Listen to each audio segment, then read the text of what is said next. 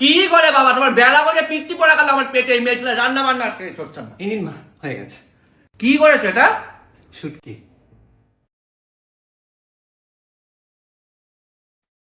আপনি তো প্রত্যেক বছর বানান, এবছর বানালেন না, তাই আমি ভাবলাম আমি বানাই। আপনি খেয়ে দেখুন না আপনার রেসিপির মতো হয়েছে কিনা। আমার না, বাবলুর রেসিপি। গন্ধটা কিন্তু খুব সুন্দর বেরিয়েছে। স্পেশাল মশলা, স্পেশাল মানুষ খাবে বলে কথা। প্রথম পয়লা বৈশাখ, তাই লোকে তো পয়লা বৈশাখে পাঠার ঝোল খাওয়ায়, তুমি শুটকি খাওয়াচ্ছ। কারণ আমার শুটকি ফেভারিট, আমার পছন্দগুলো তো একটু আলাদা না।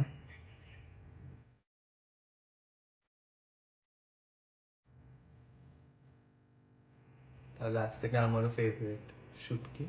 শিখে নাও তাহলে, বিয়ের পর আর নিজের হাতে নয়, বউয়ের হাতে শুটকি খাবো।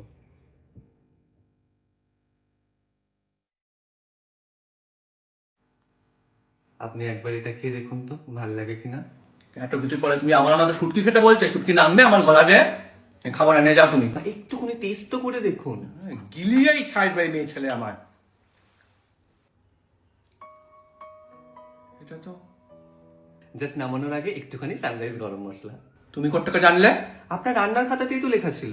তুমি আবার আমার ঘরে ঢুকেছিলে? হ্যাঁ, ছাড়ুন না, আমি ভাবছি এই শুটকি রেসিপিটা নিয়ে আমি সানরাইজের কন্টেস্টে পার্টিসিপেট করব। কিসের কন্টেস্ট? আরে ওদের সিলেক্ট করা 5টা মশলার মধ্যে যে কোনো 3টে আপনাকে চুজ করতে হবে, তারপর ওটা দিয়ে একটা বাঙালি অথেন্টিক ডিশ বানিয়ে ছবি তুলে পোস্ট করতে হবে, সানরাইজ পিওরকে ট্যাগ করে, ব্যাস। এই জন্য তোমার সকাল থেকে এত ভালোবাসা আমার জন্য, তোমার শুটকি রান্না করে এনেছো পয়লা বৈশাখে, তাই না?